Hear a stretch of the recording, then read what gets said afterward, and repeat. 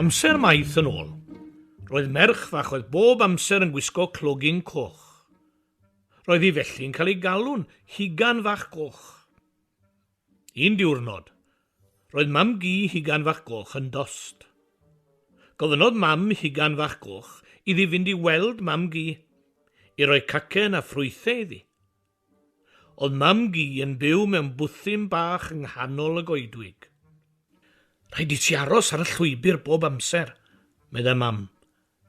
Deren syth adre wedyn. Mae llawer o anifeiliaid peryglus yn y goedwig, paid â siarad â neb. Ond anghofiodd Hugan Fach Goch a meiriau mam. Crwydrodd i ganol y coed, a dechreuodd gasglu blodau pert i mam gi. Yn sydyn, clywodd hi lais cras yn siarad â hi. Y blaidd cas oedd e. I ble rwy ti'n mynd, Hugan Fach Goch? Wy'n mynd i weld mam gi, a hi'n dost yn ei gwely. Mae gyda fi fwyd a blodau pert iddi. Da iawn ti.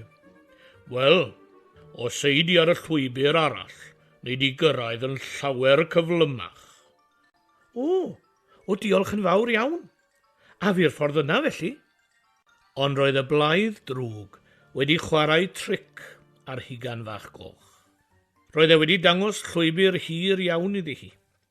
Felly, cymerodd Hugan Fach Goch lawer o amser i gyrraedd bwthyn mam gi.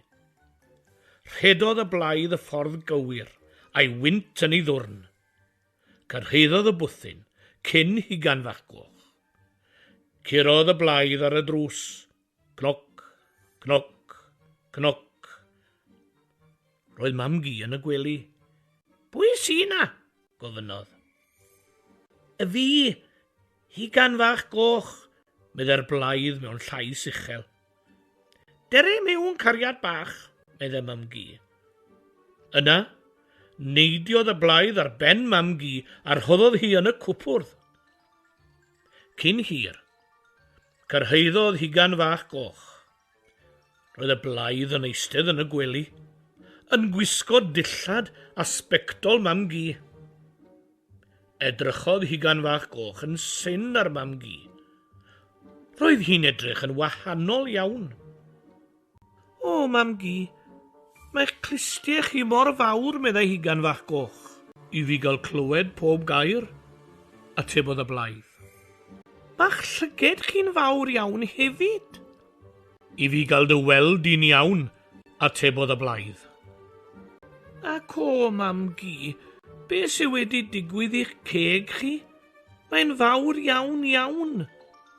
I fi gael dy fwyta di i gyd, atebodd y blaidd, gan neidio allan o'r gwely a rhedeg ar ôl Hugan Fach Goch. Diolch byth. Roedd 2 goedwigwr tu allan. Glywon o sŵn ofnadwy'n dod o'r bwthyn, a geithon nhw i weld beth oedd yn bod.